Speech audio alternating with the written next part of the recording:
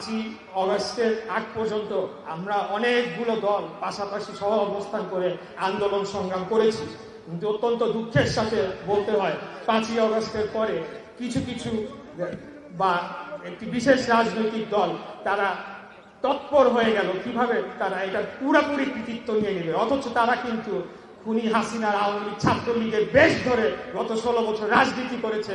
এখন তারা এসে বলতে চায় তারা সব কৃতিত্ব নেওয়ার দাবিদার। তারা অত্যন্ত নিচু মনের পরিচয় দিয়েছে যে গণঅভ্যুত্থানটি হয়েছে এটা সম্পূর্ণ বাংলাদেশের জনগণের কৃতিত্ব এবং মহান আল্লাহ তাআলার ইশারায় এটা হয়েছে। এখানে কোনো একটি দল এটার কৃতিত্ব নিতে পারে না, কৃতিত্ব নেওয়ার দাবিদার হতে পারে না। ডক্টর মোহাম্মদ ইউনূসের সরকার আমাদের বসানো সরকার, আমাদের তাকে সফল করানো আমাদের দায়িত্ব, এবং তার নেতৃত্বে একটি সুষ্ঠু অবাধ নিরপেক্ষ নির্বাচনের মাধ্যমে একটি জনগণের সরকার প্রতিষ্ঠা না হওয়া পর্যন্ত আমরা কঠোর অবস্থানে থাকবো, আমরা দৃঢ় অবস্থানে থাকবো এবং আমরা সর্বদা সজাগ থাকবো।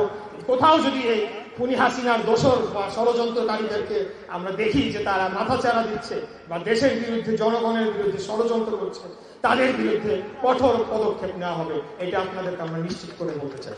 এবং তারা এখনো ষড়যন্ত্র করছে, তারা বলছে যে এখন নাকি স্থানীয় সরকার নির্বাচন তারা চায়।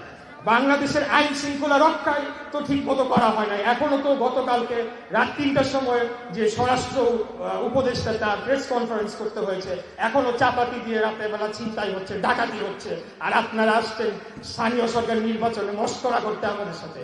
আপনারা একদিকে বলেন সংস্কার ছাড়া জাতীয় নির্বাচন হবে না, আবার এইদিকে আপনারা স্থানীয় সরকার নির্বাচন চাচ্ছেন।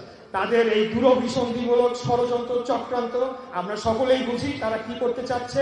এটাকে আমরা কোনোভাবেই সফল হতে দেব না ইনশাআল্লাহ।